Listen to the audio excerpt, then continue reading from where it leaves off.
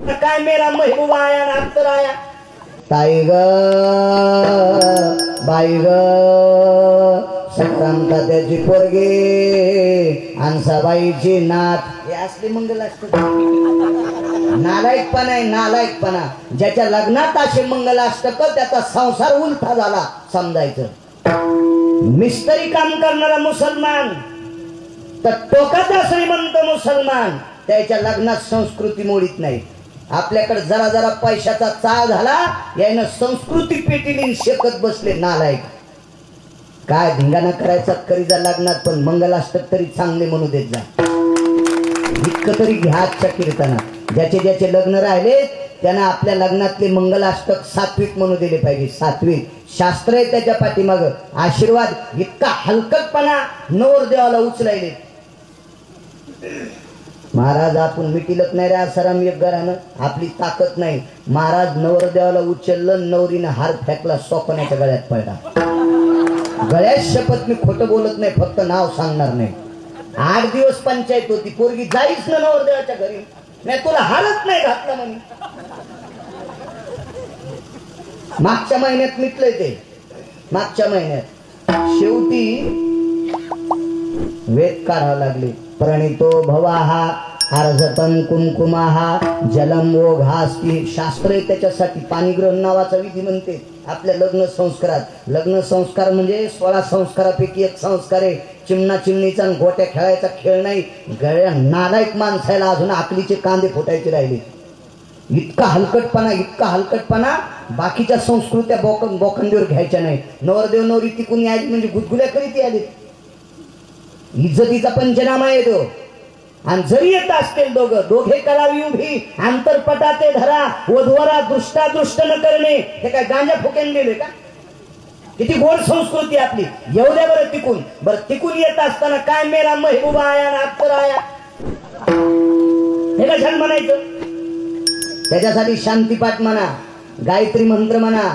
निधियाम निधिपदे निधिभयं जद्मिरेण सुतः एनं यतकारा सर्वां योगिराजा प्रविष्टतो छंद पंचानन सर्वानां गिरिजां पते भयो एकदन्ता सिद्धिरो जयं विष्णवे प्रभक्जनः ब्रह्मां सावित्री शचि पुरंदरा स्थितः सिद्धिर्विनायको भवज्जायते प्रदः नवदाम्पत्यां सर्वां सुचिर्भव आशजः योगी जपितपि संन्यासी अनुरागी प्रच्छंदानां. अशा छंदात नवरी स्टेजवर येऊ द्या. महाराज त्यांच्या लग्नातलं कल्याण होईल. त्यांच्या संसाराचं कल्याण होईल. मेरा महबूब असं गाणं ज्याच्या लग्नात म्हणलं ना पोरीच्या बापाला आणि पोराच्या बापाला अशी बसायची जागा हाणायची रुमण्यानं की त्याला 1.5 महिना भेटायला उभ्यानंच खावं लागलं पाहिजे. अशी हाणायची. अशी लाल होस तर गुडघ्यापासून तो कमरापासून. हलकटपणा आहे महाराज. नालायकपणा आहे. काय लग्न लागलं गौतमाचं. लग्नात मंगलाष्टक म्हणायला जाबाली होते. कोणाला म्हणायचं जाबाली. भृशुंडी होते. लोमश होते. महाराज लोमशाचा पुरावा पंढरपुरातल्या मालकाला मान खाली घालावा लागते. इतका लोमशांचा पुरावा होता. शास्त्र वाचीचा. आता काही ग्रंथ विकत घ्यायचं काम नाही. मोबाईलचं बटन दाबा. 5वीच्या पोराला सांगा लोमशो भय शास्त्रां प्रविष्टो मिथ्या सर्वहा असा शब्द त्याच्यावर मोबाईलवर टाईप करा. लगेच लोमशाचं चरित्र मिळते तुम्हाला. इतकी मोठी ताकद आहे लोमशांची. अशी लोक मंगलाष्टक म्हणायला. लग्न झालं पण महाराज एका माणसाच्या पोटात डबा उठला. त्याचं नाव इंद्र. म्हणे लोमशाचे 7-8% गौतमाचे 4-5% केस पांढरे झालते आणि इंद्राचा एकही केस पांढरा नव्हता. ते अमृत पेत होतं मुळे त्याच्यामुळे त्याचा केस पांढरा होता. ते म्हणे अगा कनिष्ठा भो जष्टा तथेवंच क्रिया जराम याधी भयो सौंदर्यम जगत प्रिय. जरा म्हणजे म्हातारपण ज्याच्या जवळ आले त्याला पोरगी देऊन टाकली. मी तर तरणा आहे. त्याच्या पोटात डब्बा उठला आणि ते दिवसापासून त्याच्या अंतकरणात पाप होतं. एके दिवशी काय केले या इंद्रानं माहिती? चरण सेवा अखंडिता. नामदेवराय पंढरपुरातल्या मालकाच्या पायाची सेवा का मागतात हे सांगतोय मी. मला फक्त लांबून याचा नाद आहे पण एसटी बस स्टँडला आणतो. लांबून काऊन येतो दीपक गुरु? डिझेल तुमचं आहे ना. आपल्याला काय ताण घ्यायचा. देवीचं तेल देवीला आणि भोते आला घाईला. त्याच्या शहाण्या ड्रायव्हरनं किती चांगल्या रस्त्यानं लांबून एसटी आणा, पण प्रवासी बस स्टँडला आणा. एक जणांना चांगल्या रस्त्यानं आणली, नदीला उभे केले प्रवासी. का खातेन सोमल्या? हो, गाईनं कोणाची मका खावा, पण दुधाला आणि शेणाला मालकाच्या खोट्यावर यावा. कीर्तनकारानं किती लांब फिरावा, पण कडव्यावर येत जा. ज्याला कडवं दोसत नाही ते जर आपल्याकडे आला तर समजायचं तमाशातला आपल्याकडे आला. विठाला विठाला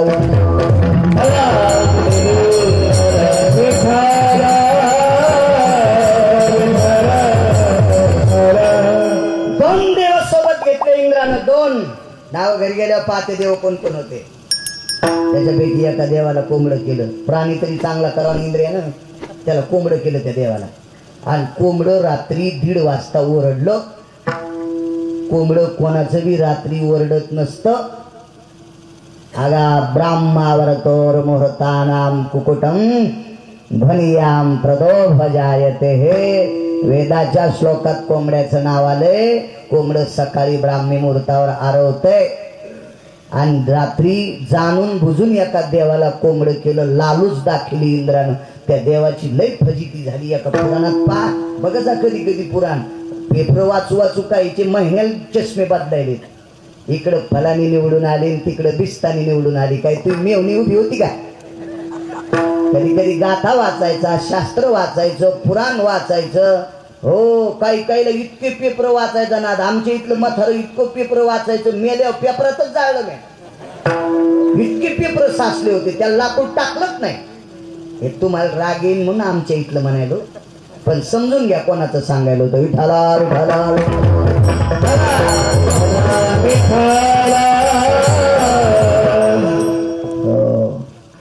कोंबडं केलं 1:30 वाजता बोंबललं. ते कोंबड्यानं 1:30 वाजता बाग दिल्याच्या नंतर गौतमाच्या लक्षात आलं ब्राह्मी मुहूर्ताला सुरुवात झाली.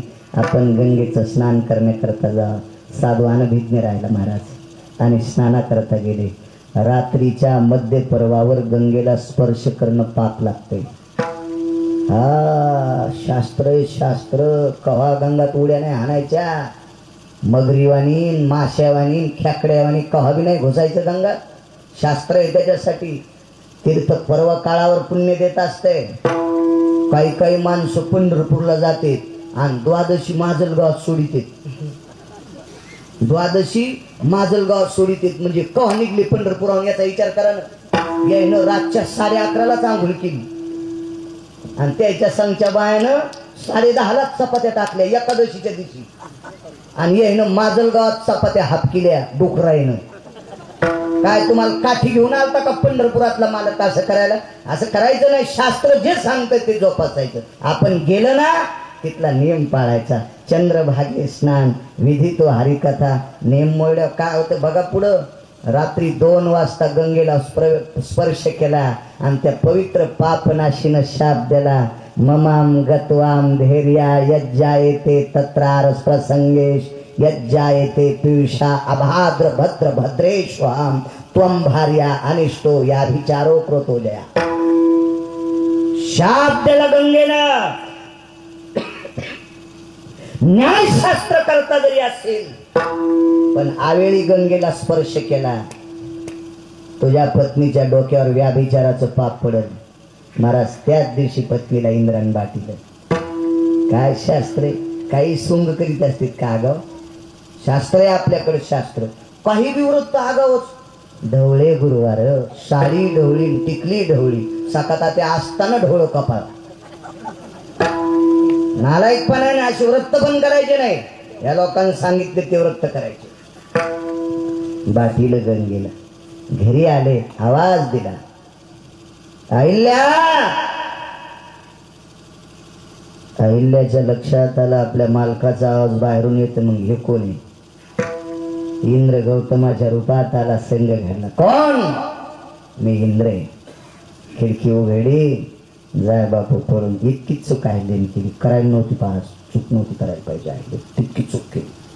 तुम्हाला सांगू का? ज्या बाईच्या पायातली चप्पल सरळ आहे, ज्या या भारतातल्या महाराष्ट्रातल्या मातीतल्या स्त्रीची चप्पल सरळ आहे, तिच्याकडे बघण्याची ताकद पुन्हा रावण जन्माला आला तरी होणार नाही. एवढी मोठी ताकद आहे तुमची, इतकी मोठी ताकद. सामान्य आहेत का तुम्ही?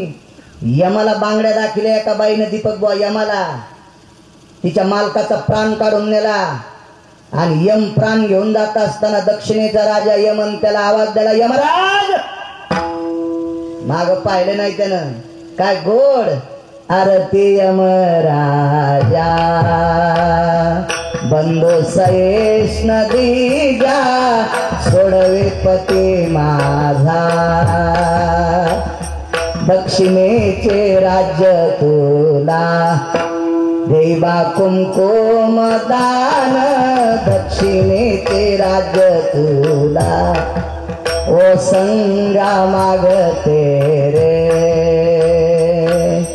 आरती यमराजा बंधू सयेश नदी जा सोडवे पती माझा. सावित्री, ए राजा, दक्षिणेचं राज्य बंधू सहेश नदी जा. मागे फिरून पाहिलं, हात जोडलेले होते, हातातल्या काकणाचा प्रकाशन डोळे दिसले. पतिव्रतेचं ते प्राण वापस केला, वापस बुवा फुलकळच कर, प्राण वापस दिला मालकाचा हातातल्या बांगड्याच्या तेजानं. ती घालीत होती ना बांगड्या, हो सावित्री बांगड्या घालीत होती. बांगड्या घातल्या पाहिजे असं कीर्तनात सांगितलं ना. आमचा मित्र म्हणला, महाराज 15 वर्ष झालं पोरायच्या माईल बांगड्या घाल म्हणालो. म्हणलं विनंती करायची, घालीत नाही म्हणले, घालीच ना. म्हणलं मग मला घाल तिच्यावरच्या, हो ना मला घाल ना, तू समाधान तरी होईल, मला घाल. आता तू ऐकलं तर मोह कसं ऐकलं. घातल्या पाहिजे बांगड्या, हो घातल्या पाहिजे. बांगड्याला किती महत्व आहे. आपल्या संस्कृतीमध्ये एखाद्या गरीब बाईला बांगड्या जर परिस्थितीमुळे भेटत नसतील, म्हणून आपल्या 16 संस्कारापैकी लग्न नावाच्या संस्कारामध्ये भावकीमधल्या बायकायला बांगड्या भरायची पद्धत आहे. हे चिन्हाचा खेळ नाही. त्याच्यामुळे बांगडी काकणे फार मोठे शास्त्र आहे, फार मोठं ताकद आहे, फार मोठी. रावण पेटीला मंदोदरी सती चालली आणि मंदोदरीने हात जोडले. हात जोडल्याबरोबर रावणाला चितेला भडाग्नी नावाचा अग्नी लागल्या. अग्नी विजत होता महाराज. अग्नी मंदोदरीला प्रणाम करीत होता, बाई मी ताकदच नाही तुझ्या मालकाला जाळायची. मंदोदरीने सांगितलं, अग्नी नारायणा जाळ, पण आधी मला जाळ मग मालकाला जाळ. पण निसर्गाचा नियम आहे, प्रेताला अग्नी पेटल्याच्या नंतर कपडा जळत असतो, मग प्रेत पेटत असतं. सतीच्या बाबतीत उलट आहे, आधी सतीचं शरीर जळत असतं मग कपडा जळत असतंय. सतीनं देखे आग्न. काय मंदोदरीची ताकद, अग्नीला प्रणाम केला आणि काकणं दाखिले. काय ताकद, काय ताकद त्या देशातल्या पतिव्रतेची. मालक किती वयाचे, बाई किती वयाची. त्यावेळेला मंदोदरीच्या वक्षस्थळातून दुधाच्या धारा आल्या. स्वतःच शरीर जळेपर्यंत रावणाची चिता दुधाने इजत होती. रावणाची चिता स्वतःच्या वक्षस्थळातल्या दुधाने इजत होती. इतकी भारताची स्त्री पवित्र आहे. इतकं टोक आहे त्या देशातल्या स्त्रीचं. चूक काम केलं, आईलेनं चूक केली. काय चूक केली, त्याला पळून जाय म्हणली. हिच्यात ताकद किती माहित होतं. वला दुष्काळ पडला 3.5 वर्षाचा. 3.5 वर्षाचा वला दुष्काळ पडल्यावर धान्य कोणतंच पिकत नव्हतं. आपल्या जुन्या काळातल्या जुन्या म्हाताऱ्याला, जुन्या बायकांना माहिती आहे, 5 वारी नावाची साळ होती आपल्या परिसरात. 5 वारी साळ, 5 वारातच मस्त तुऱ्यात येत होती. अशी साळ गौतमानी तिफन हाणायची आणि आईलेनं साळ पेरायची. तिच्या या हातात अशी ताकद होती, 3ऱ्या-4थ्या मुरडाणात तिफन गेली की पहिल्या मुरडाणातले साळ कापायला येत होती. ही जिच्या हातात ताकद आहे. त्यावेळेला दुष्काळात साधू जगवले, एवढी तिच्या हातात ताकद होती. तिने इंद्राला जर शाप दिला असता तर कापूर जळावा असा इंद्रा जळाला असता. पण पळून जाय म्हणली. म्हाताऱ्याला तितकं दुःख वाटलं. जगत सुंदरी पत्नी भेटली आणि शाप दिला, बेटे तू दगड होऊन पडशील. एका अरण्यात दगड होऊन पडली. का नामदेवराय देवाच्या पायाची सेवा मागतात. नामदेवराय पुरावा द्यायला देवाला, ऐक देवा तुझ्या पायात काय ताकद आहे. एका साधूने यज्ञाच्या संरक्षणाकरता राम लक्ष्मणाला बोलवलं. त्या साधूला मिथिला नरेशाचं पत्र आलं, माझ्या मुलीचं लग्न आहे महाराज, लग्नाला या. आणि या महाराजानं रामाने लक्ष्मण सोबत घेतले. रस्त्याने जाता जाता असं एक जंगल लागलं. त्या जंगलात एकच झाड हिरवं होतं. रामायणात बघायचं नाही, मी आताच सांगायलो. तुम्ही नंतर म्हणताल गिरगावकर बाळ्या काही बोलू तू. दुसऱ्या पुराणात चरित्र सापडेल. एक जण म्हणले तुला कुठं सापडलं, नाही म्हणलं तुरीच्या पाट्यात. तो वाचव ना सोमळ्या, ग्रंथ वाचे लक्षात येते. दुसऱ्या पुराणात बघायचं सगळं निर्जर निष्पर्ण आहे, पानच नाही झाडाला. एकच झाडाला पान, गर्दाबाद दाट सावली आणि त्या सावली खाली एक दगड असा 3-3.5 हाताचा दगड. भगवान प्रभू रामचंद्रांनी त्या साधूचं नाव काय घरी गेलं बघा. विचारलं, गुरुदेव काष्टां शस्कातिजायः निष्पर्णां तरुभवः प्रसन्नस्तुत्तरा हरितो भवः एकं दृश्य जायते. काय वाक्य वापरलं गुरुदेव. सगळे झाडं वाळलेले, काष्टां शुष्क निष्पर्ण, सगळे वाळलेले झाडं, एकालाही पान नाही. हरितो प्रसन्नस्तु, हा तरू एकच झाड प्रसन्न आहे. असं काय हिरवं, याला माहित नव्हतं का? सगळं माहिती आहे ना. पण साधूच्या तोंडातलं ऐकायचा आनंद आहे पंढरपुरातल्या मालकाला. हो, तर त्या साधूनं सांगितलं, रामचंद्र गौतम नावाच्या साधूनं पत्नीला शाप दिला आणि ती शिळा होऊन दगड होऊन पडली. तर भगवान प्रभू रामचंद्रांनी सांगितलं, गुरुदेव अशा पवित्र माऊलीच्या दर्शनाकरता आपण जाऊ. आणि भगवान चलत होते. मंजूळ असा वारा आला. तो वारा भगवंताच्या पायाला घासला आणि भगवंताच्या पायाचा एक मातीचा कण त्या वाऱ्यानं उडीला आणि त्या शिळेवर पडला. शिळा होती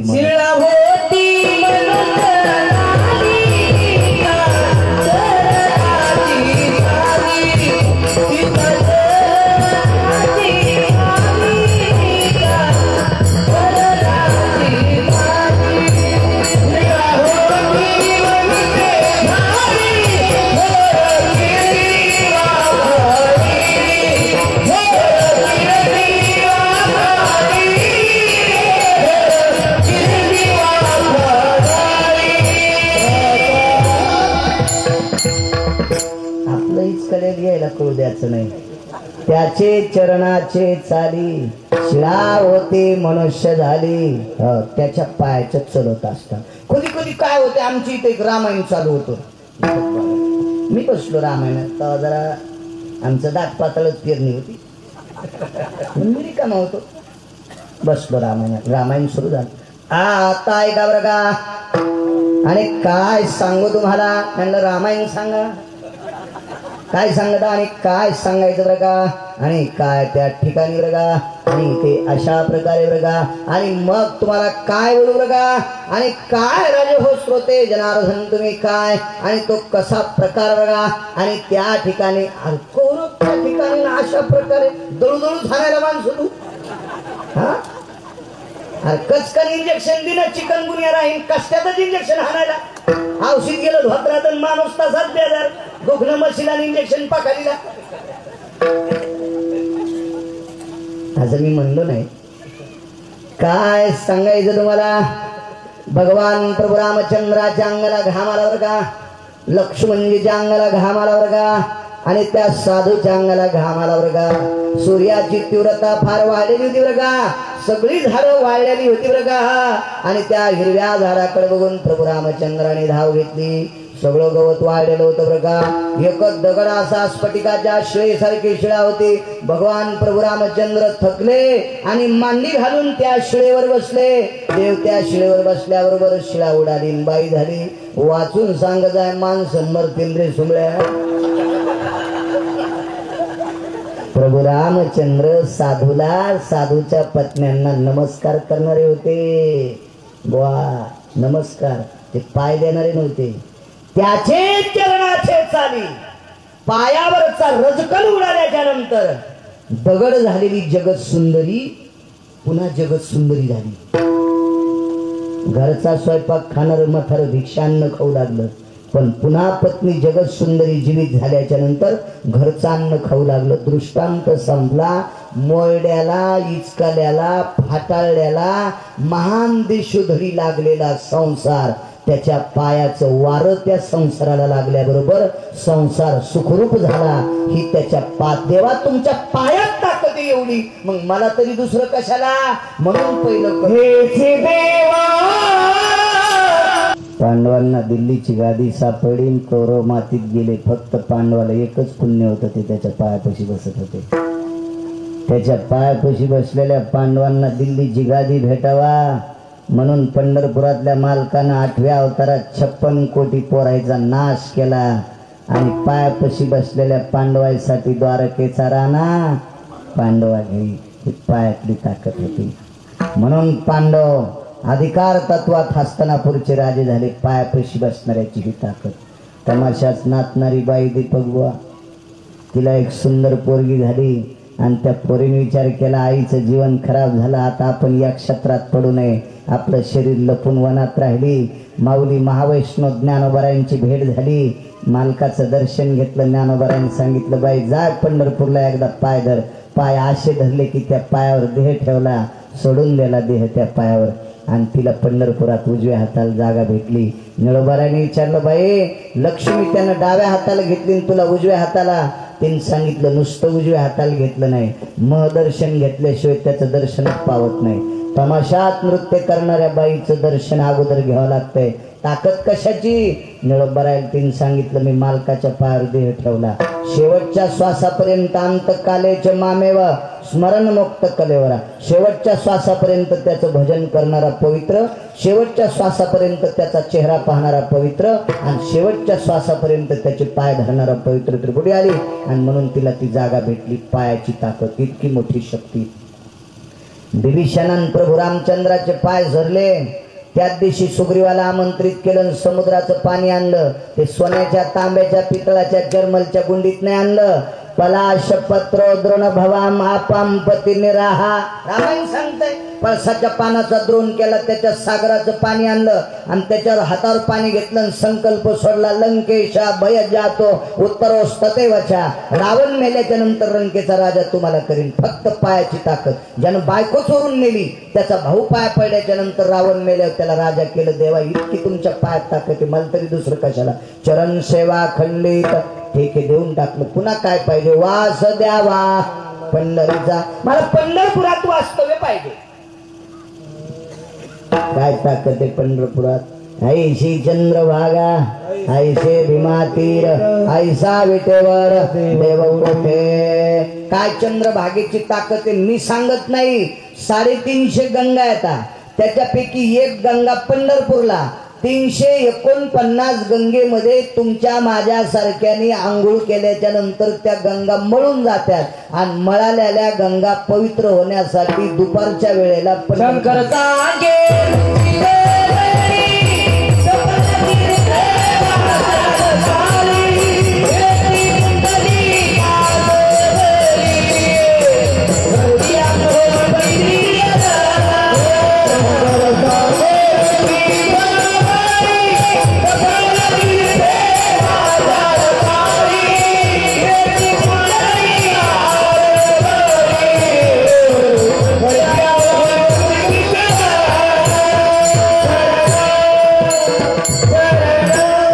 शंकर सांगे ऋषी जवळी, सकल तीर्थे माध्यान काळी, येती पुंडलिका जवळे, करती आंघोळी वंदिती चरण. भगवान शिवजीचा पुराण आहे गाफील माणसाचा तोंडाचे. मग बाकीच्या तीर्थांना पवित्र करण्याची ताकद चंद्रभागेत आहे. मग वास द्यावा पंढरीचा. हिमालय बघायला गेल्याच्या नंतर दोष जातो, पण कधी? हिमवंतु दोष खाय. पण मला लागतंय गंगा पाप खाती बुडावं लागतंय. वाराणसी भयकृत जनानां देहं कर्वति सकल सुधे, यमाग्रपन्ते चिताभस्माना, वर्षान्नर भय भडाग्निजाय. ततं मोक्षं प्राप्तिरस्तु, ततं मोक्षं प्राप्तिरस्तु, ततं मोक्षं प्राप्तिरस्तु. त्या वाराणसीत मरावं लागतंय. मोक्ष देव निवदार, काशी होय कीर, परिवेचे लागे शरीर ते गावे. मेल्याच्या नंतर मोक्ष. इथं न मरताची लाही जे रोकडाची मोक्ष किंवा तुका म्हणे मोक्ष देखिल्या कळस तात्काळ हा नाश अहंकाराचा कळस पाहिला की मोक्ष म्हणून वास द्यावा पंढरी म्हणून मला पंढरपुरात जागा पाहिजे. बाकीच्या तीर्थाचे नियम आहेत, नियम आहेत. सरस्वती नावाच्या गंगेवर जर गेलं तर आई जिवंत असेल तर आवर्त नावाच्या पुण्याचा विधी करावा लागतो आणि ज्याची आई वारलेली असेल त्याला त्याच्या आईचं सरस्वती नावाच्या गंगेच्या तीरावर त्याला मातृतीर्थ म्हणतात. तिथे भगवान परशुरामाने आईचं श्राद्ध केलं. ज्याची आई मृत्यू पावली त्याला सरस्वती नावाच्या गंगेच्या तीरावर मातृश्राद्ध केलं तरच तीर्थ प्रसन्न होतंय आणि ते श्राद्ध करण्यासाठी शास्त्राच्या उचित इन्मखाच्या 14 इन्मखा सांभाळल्यावर श्राद्ध होतंय. या 14 इन्मखा सांभाळण्यासाठी तसा अधिकारी व्यक्ती लागतो. त्याच्यासाठी 67 दिवसाचं ब्रह्मचर्य लागतंय तरच करता येते मातृतीर्थावर आवर्त. आणि हे कसं शक्य आहे? काल खाल्लेली भाजी काय काय का न खाल्लं होतं त्याला दुसऱ्या दिवशी सांगता येणं तर 64 दिवसाचं ब्रह्मचर्य व्रत कसं? ते शक्य नाही. आणि पंढरपुरात हे विधीच नाही. चंद्रभागे स्नान विधी तो हरिकथा जातीचा संबंध नाही. खटनट यावे शुद्ध होणे जावे दौंडी पिटिवावे चोखा मेळा कोण्याही जातीचा या तिथल्या तत्वात विलीन व्हा तू पुनीत होऊन जाशील. हे ठिकाण पंढरपुरातले. दुसरी गोष्ट बाकीचे तीर्थ केल्याच्या नंतर अहंकार वाढतो. एक जण म्हणे माई काशी झाली. काशीला ज्याच्या संग गेला त्याचे पैसे दिले नाही. म्हणजे काशीला ज्याच्या संग गेला त्याचीच काशी केली तिकिटाचे पैसे नाही दिले त्याचे. आणि काय काशी झाली सुमल्या तुई? काशीतले नियम आहेत दंडक आहे. बघा शिवपुराण वाचा. रेणुका पुराणातले प्रभेद आले 18. काशीतला फार मोठा न्याय. इकडे रामेश्वर रामेश्वराचा भयव्याप्तीतला न्याय. वेन्मखो रामेश्वरा शेतु बंदे सदस्विताति भय व्याप्तिनाः जलभोगांभवस्थित अर्पणस्तु एज सर्वानां शिव विलेपन सर्वः जल गंगोदक भवानां सर्वा भय. हे काय देसाड पेनारन लिहिले गांजा फुक्यान लिहिले. तिथली कावड कधी आणायची शंकराला कधी अर्पित करायची इथला ताफा तिथं कधी नेऊन सोडायचा. ताफा हा शब्दच कळत नाही. पंढरपुरात आपल्या बायका गेल्या तर दुरणात वात पेटी त्या दुरण चंद्रभागेत सोडा. वात जळाल्यावर दुरण जळाला आणि दुरण जळाल्यावर चंद्रभागा जळाली. आणि चटकात चंद्रभागेला पेटीला न्यायनं आणि यायला वाटतं आम्हाला पुण्य भेटेल. असं कुठं पुण्य भेटत असतं का? कुठल्याही गंगेला जर दीपदान द्यायचं असेल तर येळूच्या 9 कमट्या काढायच्या. त्या कमट्या साळीचं तणस पाण्यात भिजवायचं. त्या साळीच्या तणसानं कमट्या बांधायच्या. त्या कमट्या बांधल्याच्या नंतर साळ म्हणजे आपण भात वरबाडून घेतो ना त्या साळीचं तणस त्याच्यावर विणायचं. त्या साळीच्या तणसावर वाळू टाकायची आणि वाळूवर मग दिवा लावायचा. दिवा जळाल्याच्या नंतर वाळू जळत नसती ताफा जळत नसतो. तो ताफा गंगेत सोडायचा असतो. त्याला गंगेला दीपदान दिलं असं म्हणतात. इकडं सरळ सरळ दुरणात वात पेटी द्यात. त्या बाईला 10 रुपये देतात. सोड वा तुकाराम महाराजाची चुलती. असा कुठं दीपदान असतंय का? ते दुरण जळाल्यावर चंद्र भागेल चटका. सक्रातीच्या दिवशी तुमच्या डोक्यावर टेंबा ठेवल्यावर जमन का? काय शास्त्र सांगताय तसं वागलं पाहिजे. त्या कधी कधी वेड्यावानी करते. तू मंदिरात गेल्यावर पांडुरंगाच्या तोंडाला पेढा लावते आणि मारुतीला पेढा लावते आणि गणपतीला पेढा लावते आणि यायनं पेढा लावून घरी गेला की त्याच्या तोंडात मुंग्या. हा एवढी लायकी आहे का आपली? गणपतीने आपल्या हाताने पेढा खा.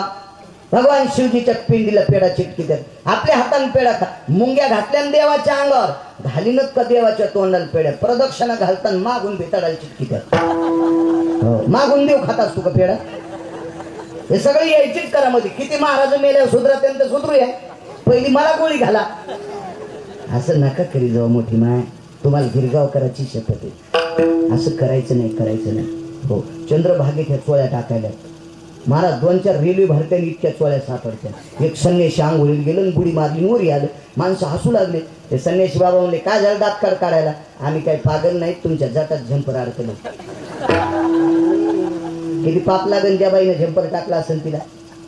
चंद्रभागेला जुन्या चोळ्यान फिस टाकल्यानं चंद्रभागा प्रसन्न होत नाही कोणतीच गंगा. आपल्या गल्लीत, आपल्या गावात, आपल्या शेजारी, आपल्या गड्याची बायको तिच्या अंगावरची जर चोळी फाटली असेल तर शहाण्याबाईनं 100 रुपयाचा पीस घ्यावा, 100 रुपये त्याची शिलाई द्यावा आणि 200 रुपयाचं तिला ब्लाऊज द्यावा. पंढरपूरच्या 50 वाऱ्या केल्याचं पुण्य एका बाईला प्राप्त होईल. आपण सरळ सोडायचो, आडवं पेरीत चाललो. येडेपणा आहे ना, मूर्खपणाचं डोके. अहो कर्तव्य माणसाचं चांगलं असलं की त्याच्यात परमार्थ असतो.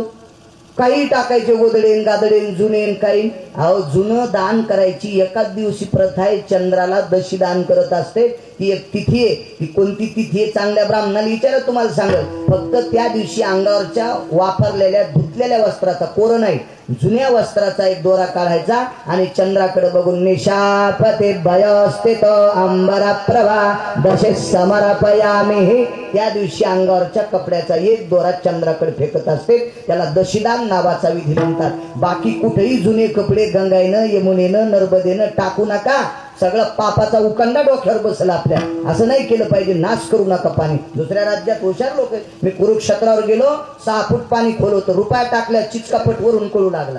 इतकं तीर्थ गोड, इतकं तीर्थ. आणि आपल्या गंगेन गेल्यावर पाय धुवाटं तितकं मळमळ, काही सोडे त्याच्यात. असं नाही करायला पाहिजे. आपणच आपला नाश करतो चुकीच्या गोष्टी. आता इतकं पंढरपूर अधिकारी म्हणून वास द्यावा पंढरीचा, पुन्हा सदा संग हरिदासाचा. काय ताकद आहे संतांच्या संगतीत. एक सप्ताह चालू आता. संतांची संगती का मागितली? पंढरपूर किती अधिकारी आता तुम्हाला माहिती आहे. सगळे तुम्ही सगळ्या कीर्तनकाराच्या मुखारविंदातून ऐकले. मी किती पीठ लाटणार आहे. एवढं मोठं पंढरपूर अधिकारी. तिसरी मागणी केली सदा संग हरिदासाचा. असं काय संतांकडं. एक मोठा सप्ताह होता. त्या सप्त्यात 10-15 हजार लोक रोजचे जेवत होते. तिसरा दिवस सप्त्याचा चालू आहे. तिसऱ्या दिवशी सप्त्याचा कीर्तनकार दुपारी 12:30 वाजताच हजर झाले. पायी येत होते कीर्तनकार. पायी कीर्तनकार आले, हातपाय धुतले, गाथ्याचं भजन चालू होतं. तिसऱ्या दिवसाचे कीर्तनकार गाथा भजनाला उभं राहून गाथा वाचित होते. गाथ्यामध्ये नाचून भजन केलं. दुपारचं भजन आटपल्याच्या नंतर त्याच पंक्तीला कीर्तनकार जेवायला बसले. याला म्हणायचं वारकरी. हो, पाकिट भरपूर घेऊन जर धाब्यावर जेवत असेल, पाकिट जनतेकून घेऊन जर कीर्तनकार धाब्या, जेवू नका असं मी म्हणत नाही. कधी जर यात्रेला गेले, दुसऱ्या राज्यात गेले तर आपली काही तिथं सासरवाडी नसती. सात्विक हॉटेल असतील, काही असतील. मी इतकं तिरपट बोलणारा माणूस नाही. तिथं तुम्हाला नाईलाजे अशा सात्विक एखाद्या खानावळीवर तुम्ही खाल्लं, पण इलाज नसताना गिरगावकर इथून शेलूला जायचं आहे. आल्या आल्या गरम पाणी पाय धुवायला दिलं. बायको द्यायची नाही राजू. गरम पाणी, साबण, टावेल, कोरी, सगळ्या गोष्टी. इतका आदर. रांगोळी लावून जेवायला. तरी इथलं पाकिट खपक्या घेतलं. परभणीतल्या हॉटेलीवर खाल्ला. अरे 42 कुळ्या नरकात जाते. गिरगाव करतोय 42 कुळ्या नरकात जाते. शास्त्र 5 जणी माणसं पंक्तीला जेवायचे. पाकिट खपक्या घेतो. त्या यजमानाच्या घरी जेवत नाही ना हॉटेलीवर जेवलं. असं पंढरपुरातल्या मालकाच्या लक्षात आलं तर अख्खा परमार्थ आपला मातीत गेला. अधिकारी लोक होते, मस्त पंक्तीला जेवले. हरिपाठ सुरू झाला आणि मग आचारी सप्ताह कमिटीकडे आला. महाराज 50 वर्षापूर्वी 15,000 लोक जेवत होते. सप्ताह किती मोठा असेल. 72च्या दुष्काळात तुमच्या लहानपणी लय लोकांच्या चपात्या नव्हत्या. मलाच लहानपणी नव्हती. 83चा जन्म आहे, तरी पण रोज चपात्या भेटत नव्हत्या. आम्ही खिचडी केली. बाहेर गेलो, काय खाल्लं? खिचडी. माणसं म्हणत खिचडी खाल्ली आणि 2.25 रुपये पाव किलो तांदूळ कोकणाची. हो, आता तर सरकारनं द्यायला लोक गाईला खाऊ घालायला विकते. कोणी खाई नसते. त्या काळात इतकी परिस्थिती बिकट होती. अशा काळात 5-50, 10-15 हजार लोक त्या सप्त्यात रोजचे जेवायचे. आचारी सप्ताह कमिटीकडे आले. संतांची संगती कशा करता, का सदा संग हरिदासाचा, काय हरिदासाच्या ताकदीत. आचार्य आले. कमिटीतले नाना, तात्या, अण्णा, काका, भाऊसाहेब सगळ्यांजवळ घेतलं आणि म्हणले आचार्य दादा म्हणले मला एक सांगा ना, उद्या जिलेबीला पीठ लावायचं का साबुदाणा भिजवायचा? तर सप्ताह कमिटीतला एक जरा कडक टोपीवाला तापड माणूस होता. ते म्हणलं तू माळकरी आचारीस तर तुला कळत नाही का? उद्या जर एकादशी असेल तर साबुदाणा भिजव आणि दशमी असेल तर जिलेबीला पीठ लाव. त्यानं सांगितलं मी माळकरी आहे, वारकरी आहे, मला एकादशी दशमी कळती, पण पंचांगात अशी भानगड आली. स्मार्त आणि भागवत एकादश असेल तर वारकरी लोक दुसरी एकादश धरते. पण स्मार्त आणि भागवत असं नावच नाही, फक्त 2 पंचांकारानं 2 एकादशी दिल्या. धरायची कोणती? त्या दिवशी कीर्तनकाराला विचारलं, त्यांनी सांगितलं आतापर्यंत वारकरी संप्रदायामध्ये 20-25 वर्ष गेले, पण मागची द्वादशी सोडली त्या दिवसापासून माझ्या लक्षात यायलंय की पुढची एकादश 1 तारखेला धरायची का 2 तारखेला धरायची. मग सगळ्या लोकांच्या लक्षात आलं, आजच्या कीर्तनकाराच्या लक्षात बिचाऱ्याच्या ध्यानात येत नाही, तर आपण कोण्या झाडाचा पाला. मग करायचं काय? तर त्याच कीर्तनकारांनी पत्ता सांगितला. पंढरपूरला एक मठ आहे, त्या मठामध्ये चातुर्मासी महाराज नावाची एक व्यक्ती आहे. या चातुर्मासी महाराजांकडे तुम्ही गेले तर एकादशीचा वाद मिटल. या सप्ताह कमिटीतले 5-4 माणसं पंढरपूरला गेले आणि त्या चातुर्मासी महाराजांच्या मठावर गेल्यावर त्यांचा सेवक होता मठ झाडणारा, त्याने बसायला चटई वगैरे काय टाकलं, पाणी गुळ हातावर दिला, पाणी दिलं, तेव्हा चहा नव्हता ना, गुळ पाणी देत होते, गुळाचा खडा दिला आणि पाणी प्यायला दिलं आणि विचारलं काय सेवा करू? काय नाही, महाराज कुठे आहेत? 4 दिवस झालं महाराज गेलेत, घरी नाही. तर कधी येणार आहेत? फोन नव्हता, सांगून गेले नाही कधी येतील काय नाही. आमचं एक काम आहे. काय काम आहे? आम्हाला एकादशी उद्याची का परवाची धरायची, त्यांना विचारायचं. मग सोपं काम आहे म्हणजे महाराजाला काय विचारायचं? तर ते जरा गर्विष्ठ माणसं असते, कुठेही 1-2 माणसं असतात गर्विष्ठ. ते म्हणले डोकं खराब झालं करतो, चांगल्या चांगल्या कीर्तन करायला कळलं नाही एकादशी उद्याची धरायची का परवाची. आम्ही महाराजाला विचारायला, महाराज परगाव गेले, तू काय सांगतो एकादशी नाही सांगतो म्हणून. ऐका म्हणले, मी बी सांगत नाही, मी सांगल तिथं लय लांबचं टोक आहे, पण तुमचा विश्वास कोणावर आहे? म्हणले चातुर्मासी महाराज. चातुर्मासी महाराज जर म्हणले उद्याची एकादशी, ते म्हणजे आम्ही उद्याचीच धरू, आणि ते जर म्हणले परवाची धरा तर आम्ही परवाचीच धरू. मग ऐका, तुमचा 100% विश्वास चातुर्मासी महाराजावर आहे ना, तर आमचे महाराज एकादशी धरीत असताना पंचांग पाहत नाहीत. आमच्या महाराजानं पाळलेलं कुत्र ज्या दिवशी सकाळी भाकरी खात नाही त्या दिवशी आम्ही एकादश धरतो.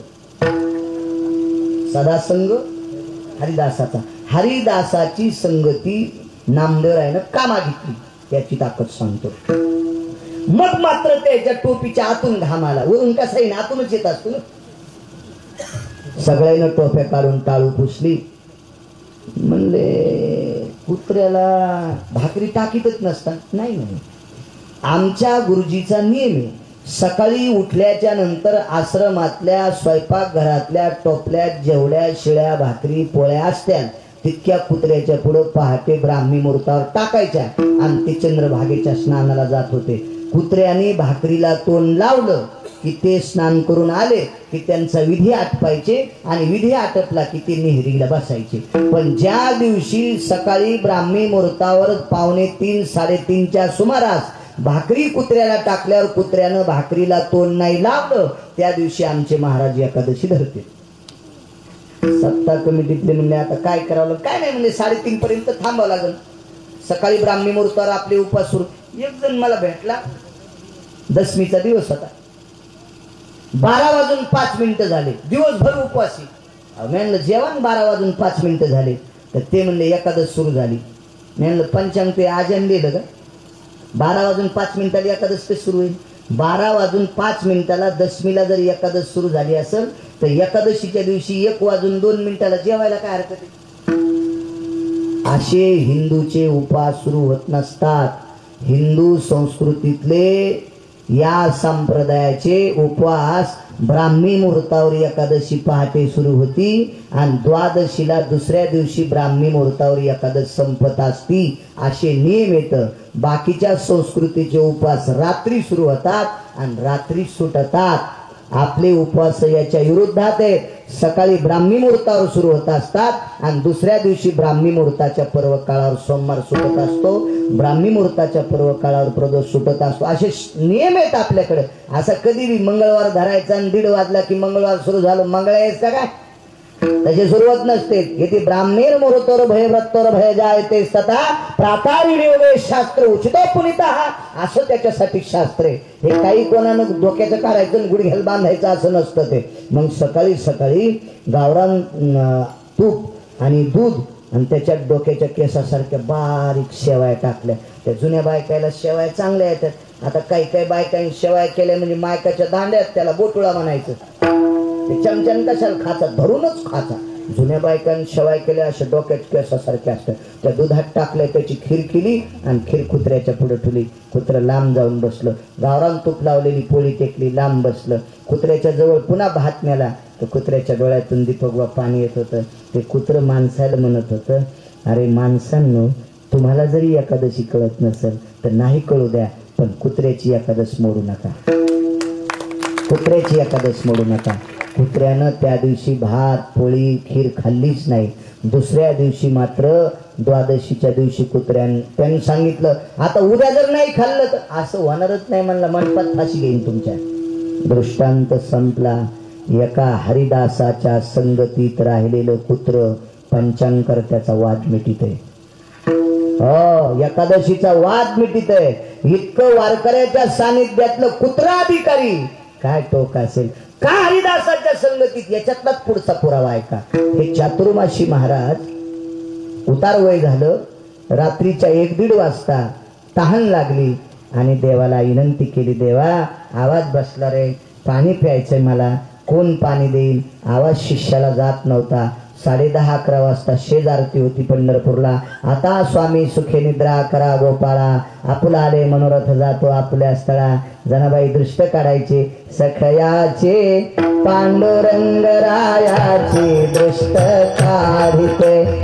सखयाचे पांडुरंग रायाचे दृष्ट काढिते. अशी दृष्ट काढायच्या. शेज आरती झाल्याच्या नंतर अंगावरचे निर्माल्य सगळे हार काढायचे, देवाला शेजेचे मंत्र म्हणायचे. शय्यामसितो शय्यस्थितो जगदानंद कंद पतयो शय्यो अधिष्ठितायां निशाभय जायते निद्रास्तते वचो नारायण आह्वानांच प्रियतान्न मम. शेजेचे मंत्र म्हणायचे. देव मंत्रांना झोपी घालायचा, किलूप लावायचं. पण किलूप लावता लावता एक तांब्या पाण्यानं भरलेला, त्याच्यावर फुलपात्र आणि फुलपात्रात 2 किंवा 3 तुळशीच्या मंजुळा आणि मग किलूप लावून पुजारी निघून जायचे. पण रात्रीच्या 1 वाजता तहान लागली. विटेवरच्या मालकाने विटेवरून उडी टाकली. चातुर्मासी महाराजाला तांब्यातलं पाणी फुलपात्रात घेतलं आणि पाणी पाजलं. सकाळी 3:30 वाजता मंदिराच्या चाव्या आल्या. मंदिर उघडलं. पुजाऱ्याला घाम सुटला. त्या पुजाऱ्यानं सोबतच्या लोकांना सांगितलं, पंजोबाच्या 10 वर्ष गेले, आजोबाचे 10 वर्ष पूजा करण्यात गेले, माझे 10 वर्ष गेले, पण आतापर्यंत तांब्यातलं पाणी संपलं नाही आणि फुलपात्रातल्या मंजुळा संपल्या नाही. कुठं गेले असतील. तेवढ्यात अर्ध्या तासात चातुर्मासी महाराजांच्या मठावरून एक सेवक पळत आला आणि त्याने सांगितलं, चातुर्मासी महाराज जात राहिले आणि प्रसंग असा घडला, त्यांच्या तोंडात मंजुळा अडकलेल्या आहेत. फुलपात्रात पाणी टाकल्याच्या नंतर विटेवरच्या मालकानं चातुर्मासी महाराजाला पाणी पाजलं. मंजुळा सोबतच पाण्याच्या गेल्या त्या तोंडात अडकलेल्या होत्या. दृष्टांत संपला. ज्या साधूला निर्वाणाच्या वेळेला विटेवरचा मालक पाणी पाजतो, त्या हरिदासाची ताकद किती मोठी. आणि त्या हरिदासाच्या संगतीत राहिलेलं कुत्र एकादशीचा द्वंद्व वाद मिटवते. हे कुत्र जरी इतका अधिकारी असेल तर कुत्र्यावर संस्कार करणारा साधू किती अधिकारी असेल. म्हणून सदा संग हरिदासाचा. मला संतांची संगती देऊन टाका. जात कोणती पाहिजे तर मला कोण्याही कुळात जन्माला घाला, पण मला वारकरी करा 3ऱ्या कडव्यामध्ये. पंढरपूरला काकडा केला बंकट स्वामींनी. बंकट स्वामीचा काकडा ऐकत असताना विटेवरचा मालक डुलत होता. पुजारी चांदीच्या मासळ्या देवाला इथं लावायचा खांद्याला.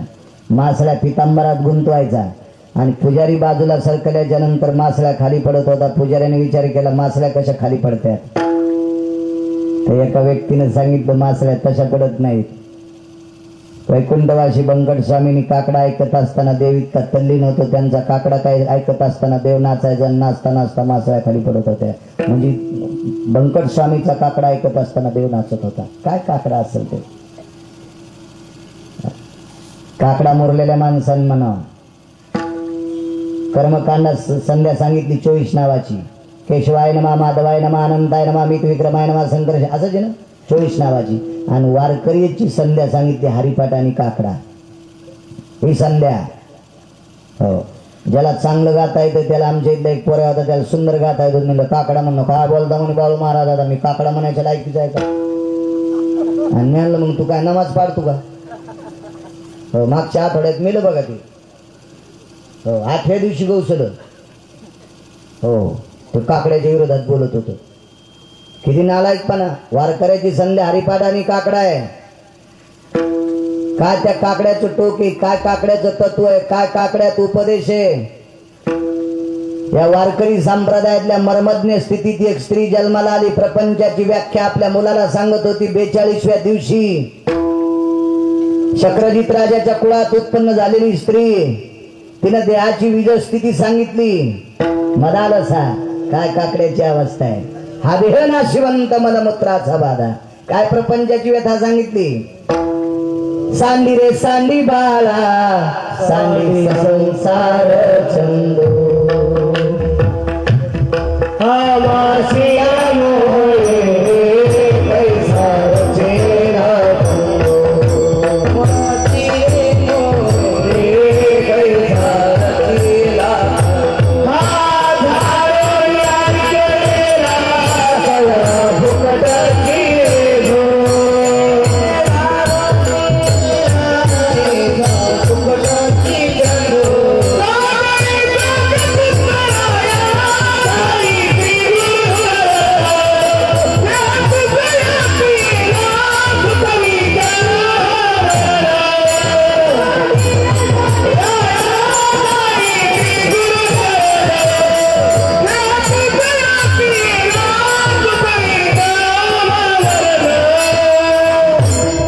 सांडी रे सांडी बाळा, सांडी संसार छंदो, माशिया मोळे रे वैसारची कंदो, झाडोनी आणि केनेला तया फुकटची वेधो. काय मदालशीची अवस्था. काय काय प्रबोध येते काकड्यात, काय प्रबोध. नाना प्रकारच्या विनिमय, काय नाट, बहिरा, जोगी, मुखा, काय काय शास्त्र. त्याच्या एका एका प्रभेदाच्या पाठी अनुसंग कोट्यवधी निघतील. विक्क काकड्याचं तत्व आणि तो काकडा स्वामी करायचे. स्वामीचा काकडा ऐकायसाठी गुरु एक एक तासानं, दीड दीड तासानं, दोन दोन तासानं लोक जागा धरून बसायचे. त्यावेळेला माईकची व्यवस्था नव्हती. मला हरिभक्त कर, नामदेवराय म्हणले मला हरिभक्त कर. ताकद किती मोठी हरिभक्ताची, एवढा पुरावा सांगतो. स्वामीवर अतूट प्रेम करणारा एक भक्त, त्याची आई वारली. आईचं तटांगण जळत होतं. आईचा अंत्यविधी झाला. घरी पोचले. घरी पोचल्या गावातल्या प्रतिष्ठित लोकांनी सांगितलं, बाळा, महान नामनिष्ठ वारकरी संप्रदायात महान गोर असा प्रख्यात व्यक्ती असणारे, संप्रदायात भूषण व्यक्ती असणारे असे स्वामी तुझ्यावर, तुझी त्यांच्यावर फार निष्ठा आहे. ते तुझ्यावर फार प्रेम करतात. तुझ्या आईच्या उदक शांती विधीला स्वामींचं कीर्तन व्हावं. त्यानं सांगितलं, मी स्वामींना कीर्तनाला आणतो, पण स्वामी चातुर्मासात 4 महिने पंढरपूर सोडत नाही. काही काही लोकांची निष्ठा आहे. आणि निष्ठेनं परमार्थ करणाऱ्या लोकांवर जग चाललंय, ध्यानात ठेवा. निष्ठा निष्ठीनं वागणाऱ्या माणसावर जग नाहीये. ज्यांची संप्रदायावर, देवावर अतूट निष्ठा आहे अशी लोक अजूनही या भारतात आहेत. म्हणून हा भारत कायम आहे, म्हणून हा देश कायम आहे, म्हणून सात्विकता या देशात आहे. पानसट लोकांच्या जीवावर देश नसतोय. नालायक, वरपंगी, दांभिक भक्ती करणाऱ्याच्या जीवावर देश नसतोय. तत्वशील लोकांवर आहे. त्यानं सांगितलं, बाबा म्हणायला काही हरकत नाही, पण माझे स्वामी 4 महिने पंढरपूर सोडत नाहीत. फार आग्रह केला एखाद्याने. अरे, ज्या आईनं तुला जन्म दिलाय त्या आईच्या उदक शांती विधी करता चांगल्या व्यक्तीचं कीर्तन व्हावं असं मनात भरलं. आणि आईचं तटांगण पेटल्याच्या नंतर अस्थि संचयाचा कार्यक्रम सोडून त्याला राख सावडायचा विधी म्हणतात, अस्थि संचय. आणि हा कार्यक्रम बाकीचे घरचे करतील. आणि हा पंढरपूरला रवाना झाला. लक्षात आलं, आपली आई जात राहिली, आपल्याला पंढरपुरात जाता येणार नाही. स्वामीला कसं भेटावं. 2:45 वाजता चंद्रभागेच्या वाळवंटात दत्त घाटाच्या बाजूला उभं राहायला, खाली मान घालून. बंकट स्वामीचं स्नान झालं. मला हरिभक्त कर, नामदेवराय म्हणतात. काय ताकद आहे हरिभक्तात. बंकट स्वामींचं चंद्रभागेचं स्नान झालं. कर्मधर्म संयोगानं त्या दिवशी स्वामी एकटे स्नानाला होते. आणि स्नान करून चांदण्याचा प्रकाश, पौर्णिमेची रात्र होती. या साधुक्षा चांदण्याच्या प्रकाशामध्ये बंकट स्वामी स्नान करत रामकृष्ण नामाचा ध्वनी गुणगुणत गुणगुणत गुणगुणत घाट चढत असताना उजव्या हाताला बघितलं तर दुःखी मुद्रेचा एक व्यक्ती पाहिला. लक्षात आला, आवाज दिला, बाळा जी स्वामी, अरे गेल्या महिन्यात दीड महिन्यात तुम्हाला पंढरपुरात दिसत नाहीस. हरिभक्ताची ताकद किती मोठी आहे. उगा नाही नामदार आहे म्हणजे मला हरिभक्त कर. बाळा गेल्या दीड महिन्यापासून तू दिसत नाहीस रे. डोळ्यातल्या पाण्यानं वेग घेतला. जी बोबडी बोलत होती, दुःख स्वरातून तोंडातून एक स्वर निघला, स्वामी गेल्या दीड महिन्यापासून आई आजारी होती, तिची सेवा करण्यासाठी घरी कोणी नव्हतं, याच्याकरता मी सेवा करण्यासाठी घरी गेलो. काय म्हणते तुझ्या आईची तब्येत? असं स्वामींनी विचारल्याच्या नंतर त्या भक्ताच्या मुखारविंदातून एक वाक्य पडलं, स्वामी आई परवाला जात राहिली, काल आईचा अंत्यविधी झाला, आज आस्ती संचयाचा कार्यक्रम, मी इकडे आलो.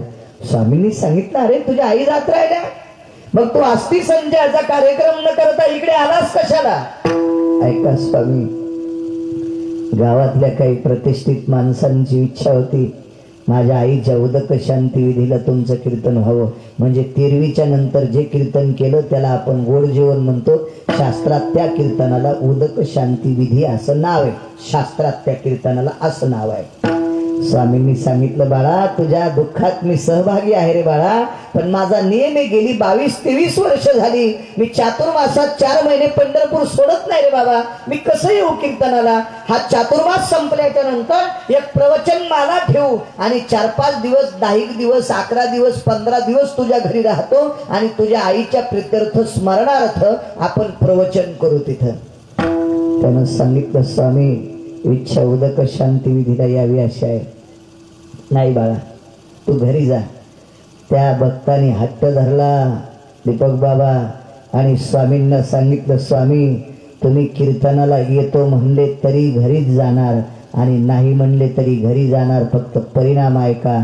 तुम्ही जर कीर्तनाला होकार दिला तर घरी जाऊन घरीच जाणार आणि कीर्तनाला जर नकार दिला तर आईचं तटांगण सरपंच जळत आहे, त्या जळत्या चितेत अजून पुन्हा लाकडं टाकीन आणि तुम्ही येत नाहीत त्या इराहानं आईच्या चितेत स्वतःचा जोहार करून घेईल.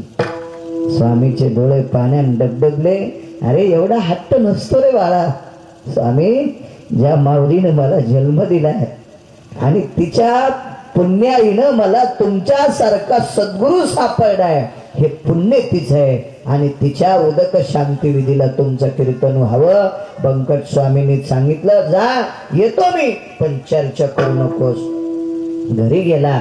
आनंदानं गावातल्या लोकांना सांगितलं. त्यावेळेला पत्रिका वगैरे जाहिराती नसल्यामुळं काही कळत नव्हतं लोकांना आणि गावात मोठा आनंद. आता आपल्या आईच्या उदक शांती विधीला स्वामी येणार, स्वामी येणार. आणि खरंच वैकुंठवासी बंकट स्वामी त्या भक्ताच्या आईच्या उदक शांती विधीच्या कीर्तनाला गेले.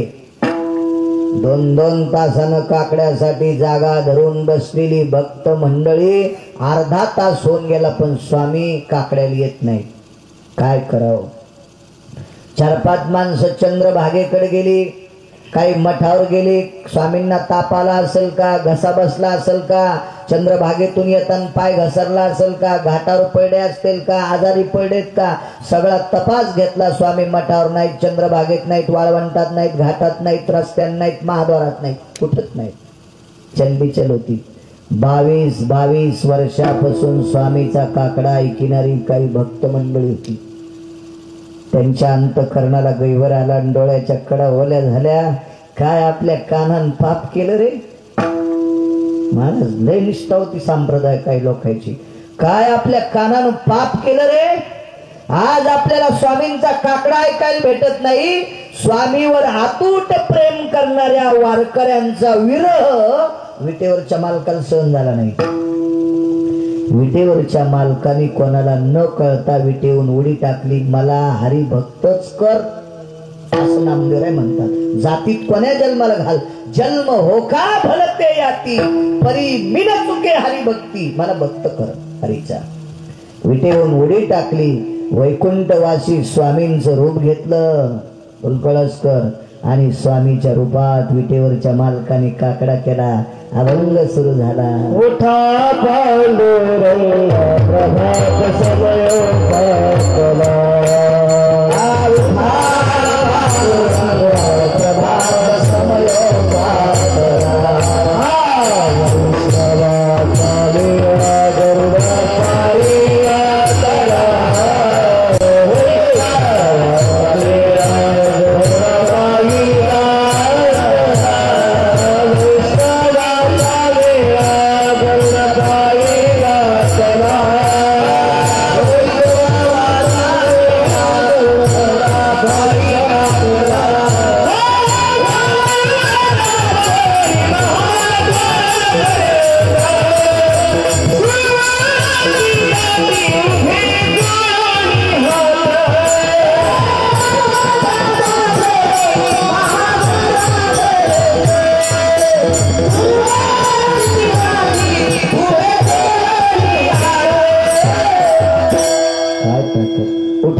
पांडुरंगा प्रभात समयोपातला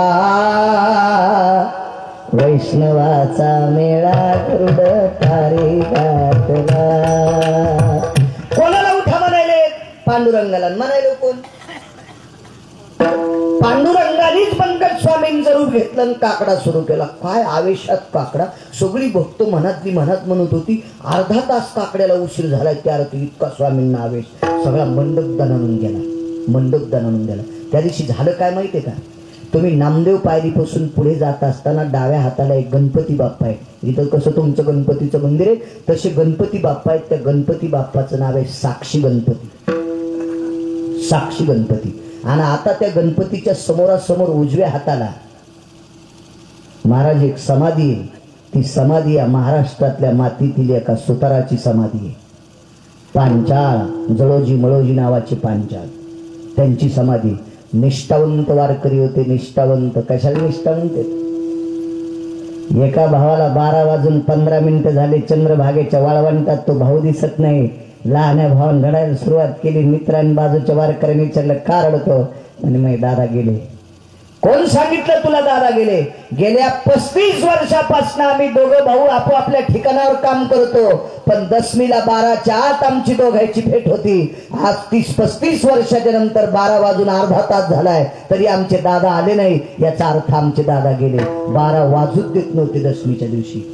आधी चंद्रभागेत हजर व्हायचे. इतकी निष्ठा. आणि ज्या दिवशी दिसला नाही त्याच दिवशी आपला भाऊ गेला. तोंडातून शब्द वापरला आणि तशीच परिस्थिती झाली. आज त्या पांचाळाची समाधी पांडुरंगाच्या मंदिरात आहे. ते परमाटी सागाचा मंडप त्यांनी बांधलेला आहे. साक्षी गणपती चबुतऱ्यातून खाली आले आणि त्या दिवशी साक्षी गणपती नाचत होते. आता गणपती नाचताना दिसायला डोळे बी तसे लागतील ना, आहे का नाही? ती ताकद बी लागेल ना. गणपती नाचताना आपल्याला गणपती पशी नाचणारे आपल्याला दिसत आहेत. इजारी फातूस तर असे पाहिले पण गणपती नाचताना दिसायला ती लायकीच लागेल ना. ते डोळे तसे लागतील ना. ठराविक लोक आता कोण कोण होते ते अधिकारी लोक होते. गणपती नाचत होते. काही लोकांनी विचार केला जीवनात काकड्यात आजच गणपती नाचायला. रोज काकडा स्वामी करीत असताना विटेवरचा मालक नाचत होता आणि स्वामीच्या रूपात काकडा देव करत असताना पाठीमाग साक्षी गणपती नाचत होता. काय ताकद आहे त्या प्रेमात. काय नाविन्य असेल. काकडा आटपला दीपक बाबा. सर्व संतांच्या आरत्या झाल्या. हरिभक्ती ताकद काय? हरिभक्त. काकड्यामध्ये सर्व संतांच्या आरत्या झाल्या. सर्व देवांच्या आरत्या झाल्या. पण त्या दिवशी पांडुरंगाची आरती घेतली नाही.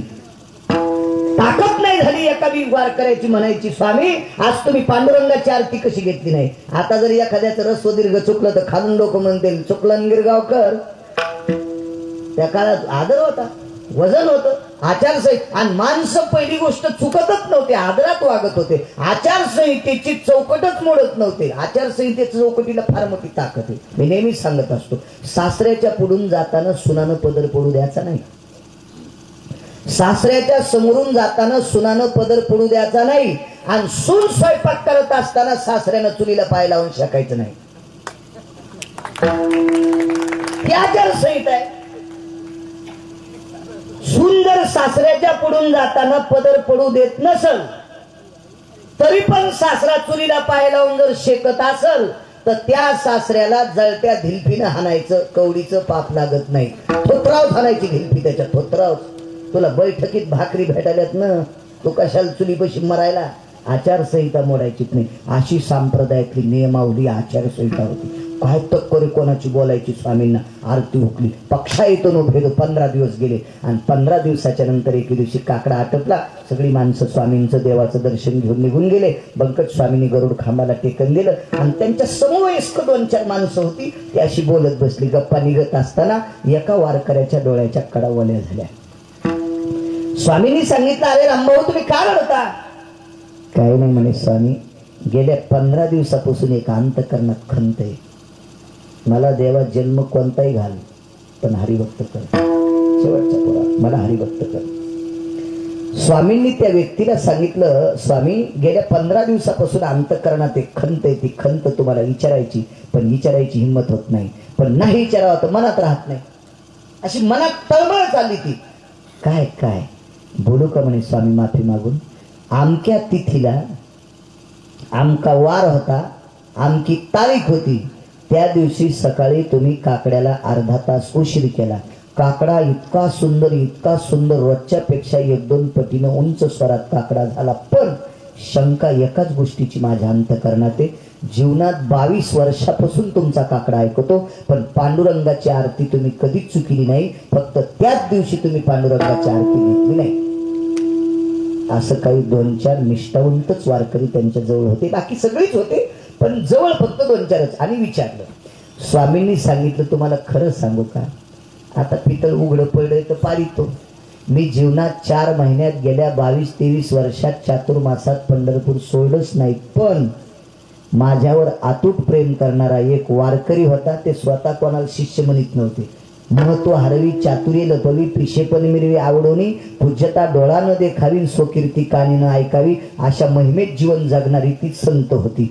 स्वामींनी सांगितलं, माझ्यावर अतूट प्रेम करणारा विटेवरच्या मालकाचा वारकरी, त्याची आई वारली आणि त्यानं मला बंदिस्त केलं, वचनबद्ध केलं, माझ्या आईच्या उदक शांती विधीला तुमचं कीर्तन व्हावं म्हणून निमूटपणे जीवनात 30-35 वर्षात त्या दिवशी नियम मोडला. पंढरपूर सोडून मी त्याच्या आईच्या उदक शांती विधीच्या कीर्तनाला गेलो. आणि तुम्ही जी तारीख सांगता, वार सांगता, तिथी सांगता, त्याच दिवशी त्याच्या आईचं कीर्तन होतं. मग त्या दिवशी मी पंढरपुरात हजरच नाही तर अर्ध्या तासानं उशिरा आलो काय, 2 तासानं उशिरा आलो काय, काकडा केलाच नाही ना. मी काकडाच केला नाही, पंढरपुरात हजरच नाही. मग ती आरती म्हणली काय न म्हणली काय याचा काही प्रश्नच उद्भवत नाही.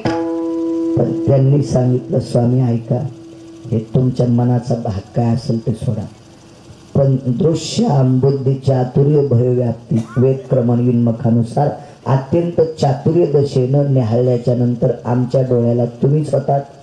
डोळ्यानं पाहिले, तुम्ही केलेला काकडा कानानं ऐकला. आम्ही 5-7 जण साक्षी आहात. दृश्याम चक्षु जनार्दन हितायच, सर्व लोकांनी मुखारविंदातून काढलेलं वाक्य आणि 10-5 लोकांच्या डोळ्यातून स्थितीत आलेलं वाक्य सर्वतोपरी ईश्वरप्रिय वाक्य असते. आम्ही खोटं बोलणारी माणसं नाही. स्वामी काकड्याला तुम्हीच होतात. 2 मिनिटं थांबा. देवाच्या उजव्या बाजूला एक पुजारी उभा होता. त्याला फक्त देवाच्या बाजूला उभा असतो पुजारी, आजही तिकडूनच उभा राहत असतो. त्या पुजाऱ्याला खाली उतरलं, थोडंसं बाजूला व्हायला लागलं. स्वामीच्या बाजूला ही 5-7 माणसं, तो पुजारी प्रत्यक्ष उभे. स्वामी पांडुरंगाच्या मंदिरात प्रवेश करतात आणि विटेवरच्या मालकाला विनंती केली, जगदानंद कंद जगतपते, अरे गेल्या 30-35 वर्षापासून मी काकडा म्हणतो देवा, अरे एक दिवशी मी काकड्याला गैरहजर राहिलो तर माझं पितळ उघडं पाडलंस देवा. मी हजरच नव्हतो रे त्या दिवशी, तरी पण ही सगळी म्हणतात तुम्ही हजर होता, असं कसं शक्य आहे. स्वामी कुतूहल स्थितीत बोलत असताना, हे शब्द ऐकत असताना विटेवरच्या मालकाचे डोळे पाण्याने डबडबले. टप टप टप टप डोळ्यातलं पाणी पडत होतं. स्वामींनी देवाला सांगितलं, देवा मी केलेल्या प्रश्नाच्या उत्तरानं जर तुझ्या डोळ्यात पाणी येत असेल तर आपला शब्द वापस घेतो. देवानं उकसाबुक्शी रडायला केलं. विटेवून खाली उडी टाकली आणि वैकुंठवासी बंकट स्वामीच्या गळ्याला मिठी मारली, मानावर मान टाकली, रडू लागले. देवाला अलग केलं, कमरेचा कासोटा सोडून कोपऱ्याने देवाचे डोळे पुसले. देवा काय रडता, ऐका स्वामी, तुमच्यावर अतूट प्रेम करणारा हा भक्तगण वारकरी मंडळी, तुमच्या विषयीचा विरह यांच्या अंतःकरणातला मी बघू शकत नव्हतो, म्हणून मी तुमचं रूप घेतलं आणि तुमच्या जागेवर काकडा म्हणलो. पण स्वामी तुमच्या रूपात जरी मी काकडा म्हणत असेल तर मीच होतो, माझी आरती मी कसा करीन. स्वामींनी विटेवरच्या मालकाच्या चरणाला मिठी मारली. देवा आमच्यासारख्या सामान्य माणसाची जागा भरून काढण्यासाठी तू माझ्या रूपात काकडा करतोस. नामदेवरायाचा अधिकार काय काय तत्व आहे, बुद्धीचं टोक आहे. हरिभक्त होणाऱ्या वारकऱ्याच्या जागेवर जगाचा मालक त्यांची जागा निभवून भक्तांना प्रसन्न करतो. ही वारकऱ्यात ताकद आहे, म्हणून मला हरिभक्त कर. विठोबा रखुमाई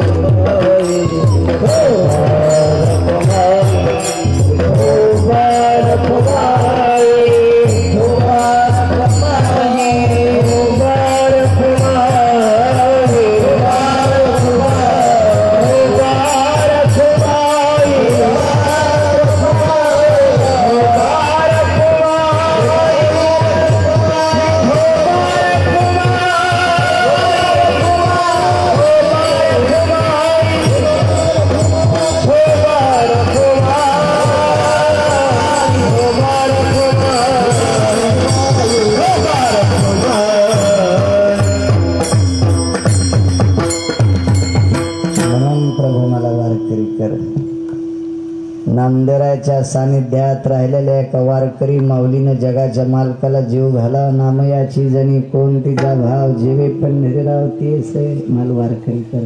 काय ताकद वारकऱ्याची.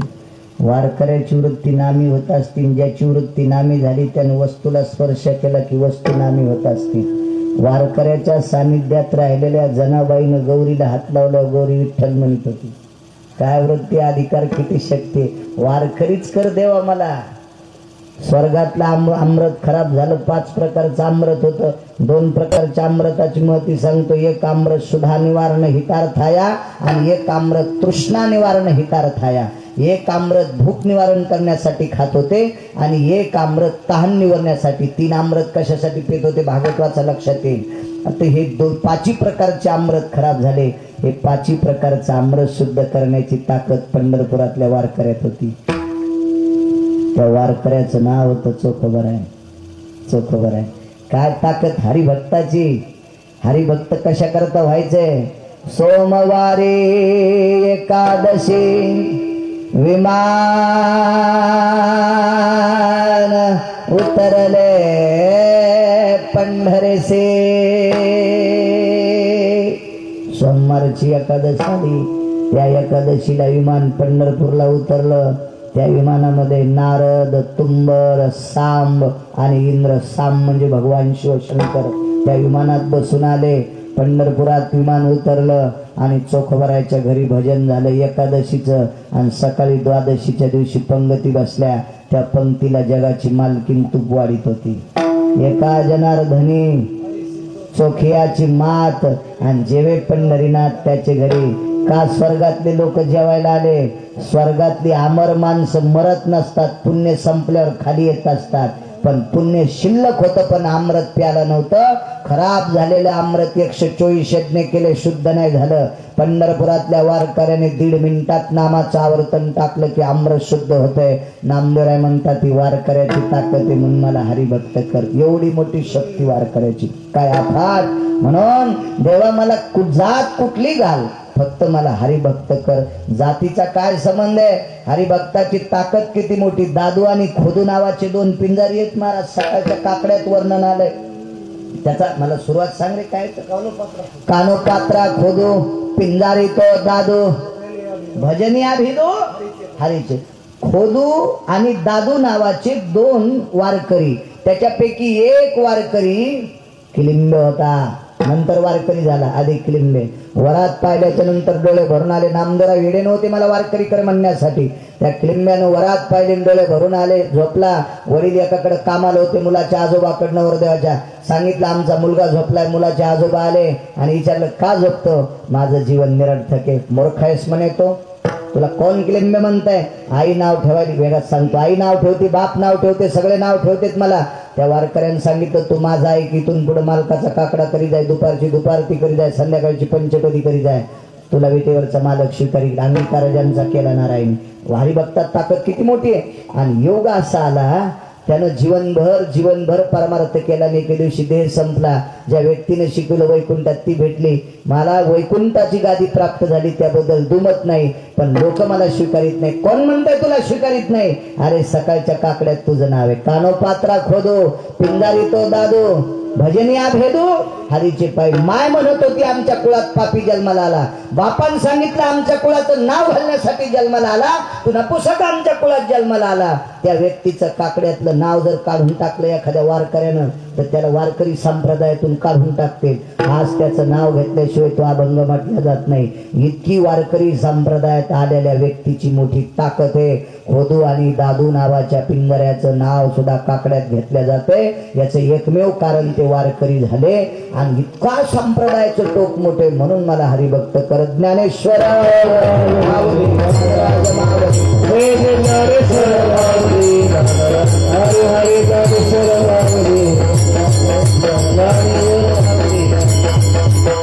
मोठ्या श्रद्धेने मोठ्या अट्टहासाने चालत असलेला अखंड हरिनाम सप्ताह. उद्या तुमच्या सप्ताहाची परिसांगता. आजचा 7वा दिवस. मला वाटतं आजच एक पुन्हा शिवनाम सप्ताह सुरू झालाय. कारण हे कीर्तन सुरू व्हायच्या अगोदरच तिकडे कीर्तन संपलं. म्हणजे तुमच्या या फुलकळस नावाच्या गावामध्ये मला वाटतं तो सप्ताह संपला की पुन्हा एक दुसरा सप्ताह आहे. म्हणजे सतत सतत नामस्मरण, अन्नदान, पंगती, काय काम करणारी माणसं मग सतत भेटायला आले ते सरपंचांसोबत. ते नुसती सेवा करते. आता चहा द्या, काही द्या, मंडप झाडा, चटाया टाका. किती श्रद्धा, किती अतूट प्रेम.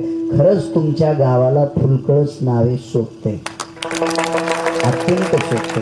मी चोंबळणारा माणूस नाही दीपक महाराज. कोणाला पैशासाठी चोंबळायचा असेल तर पैशाचा मला पुरतील अशी पंढरपुरातल्या मालकांनी भरपूर पैसे दिले म्हणून मी गध्याला लोणी लावणारा माणूस नाही. चांगल्याला चांगलं म्हणावं, घोड्याला घोडं म्हणावं, गाढवाला गाढव म्हणावं. बघा ना, आता हा सप्ताह सुरू, आजच एक सप्ताह सुरू, नामस्मरण शिवनाम सप्ताह, की लगेच पुन्हा एक सप्ताह. एक छोटे खाणी रानात काबाड कष्ट करणारी माणसं काळ्या मातीत रक्ताचा घाम करून टाकून पैसे उत्पन्न काढून आपल्या वाट्यातला वाटा थोडाफार काढून सप्ताह एवढा नामस्मरण अन्नदान तुम्ही करता. ज्याच्याकडे 2 नंबरचे पैसे येतील ते काय करत असतील त्याचा काही भाग नाही. अशी जी कीर्तन आम्ही लई करतो त्याबद्दल आता चोंभाळावं लागते फक्त बुक्यामुळं, पण मनातून नाही. एका माणसाची दुकानं दारूचे 14 आणि ते मथर मेले त्याच्या तिरविल मग कीर्तन फुलकळसकर. कीर्तन झाल्याच्या नंतर ज्यानं तारीख दिली ते म्हणलं तुम्ही यजमानाचं जास्त नावच घेतलं नाही. अरे म्हणलं पाप्या, ज्याचे देशीचे 14 दुकान आहेत त्यानं महाराष्ट्रातल्या बाया किती ईदवा केल्या त्याचं तुला ध्यान आहे का? आणि त्याला जर कीर्तनात जास्त चोंबळलं तर मग ईदवा होईल. म्हणजे मला मरावंच लागेल ना, आहे का नाही? मग कोणाला चोंबळावं लागेल ना, नालायकाला. नालायकाला काही माणसं पिऊनच मेले आणि त्याच्या गोड जेवणाला आमचे कीर्तन. ते मेल्या फुकल्या देशीचा वास येतो आता सरणातून, पाकिटाचा पण वास दारूचा आला.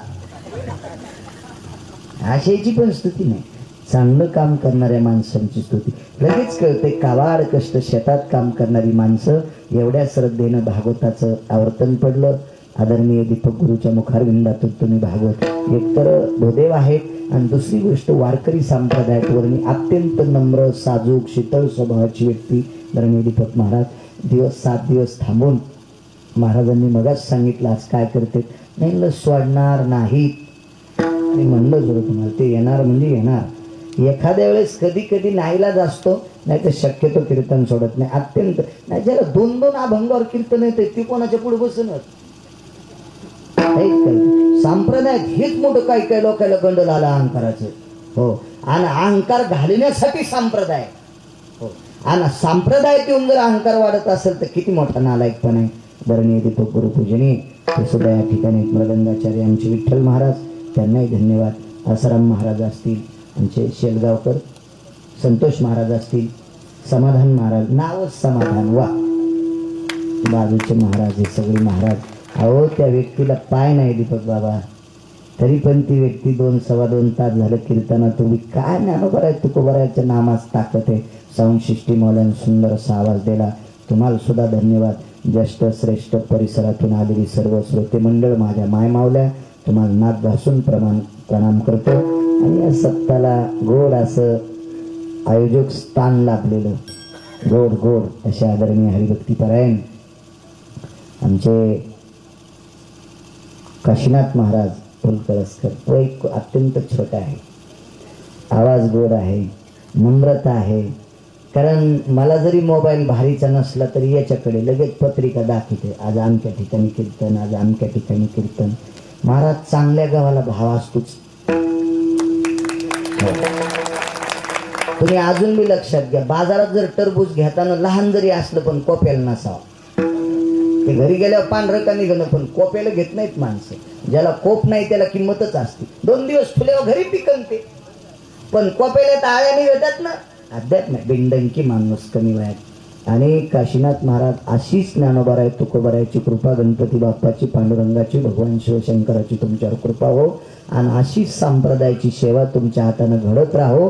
आणि काशीनाथ महाराज फुलकळसकर गावाचं नाव वाढतं. महाराज गावात एखादी सात्विक व्यक्ती, अधिकारी व्यक्ती जन्माला आली की गावाचं नाव वाढत असतं. आणि महाराज तुम्ही इतक्या कमी वयामध्ये या परिसरामध्ये सर्वत्र तुम्ही सर्वांचे आदराचं अंतःकरणाचं स्थान ठरला. याची एकमेव ताकद तुमच्या आजोबा पंजोबाचं पुण्य आणि दुसरी ताकद या पवित्र जन्मभूमीतली मातीतली ताकद. महाराज, भूमीचं पुण्य असल्याशिवाय, वंशाचं पुण्य असल्याशिवाय, परिसराचं पुण्य असल्याशिवाय, परिसरातल्या साधू मुनी योगी जपी तपी संन्यासी महात्म्यांचं देवदेवतेचं कुलदेवतेचं पुण्य असल्याशिवाय माणूस संपत नसतो. दीपक बाबा, मी नेहमी सांगत असतो, श्रीमंत माणसं पैसे देऊन कीर्तन ठुतेल, श्रीमंत माणसं पैसे देऊन कीर्तन ठुतेल काशीनाथ बुवा, पण श्रीमंतानं दिलेले पैसे पचण्यासाठी गरिबाचे आशीर्वाद बी लागत असते.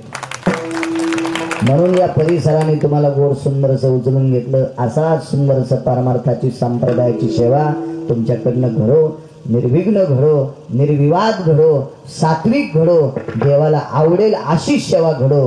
नाहीतर बऱ्याच लोकांना भजन येतं ना, पण भजन करणे अमंगळवाणी नरका जाणे चुके ना, अशी नाही, अशी सत्वशील सेवा भजनात महाराज तुमच्याकडून घडो. आणि असंच या फुलकळसचं नाव उंच उंच उंच उंच तुम्ही घेऊन जावं आणि या गावाचा प्रकाश लांबपर्यंत फुलकळसचे महाराज आपल्याकडे आले असं उंच उंच नाव जावं. आणि ती सेवा तुमच्याकडनं या मालकाने करून घेऊ. ती मालकाच्या चरणी प्रार्थना. अत्यंत नम्र स्वभाव, घरी आल्याच्या नंतर किती सात्विकता, किती मृदू स्वभाव. आज तुम्हाला द्यावे तितके धन्यवाद. थोडे धन्यवाद सर्व बसलेल्या ज्येष्ठ महाराज मंडळीला धन्यवाद देतो आणि आजच्या सेवेला पूर्ण विठ्ठल जय जय विठ्ठल.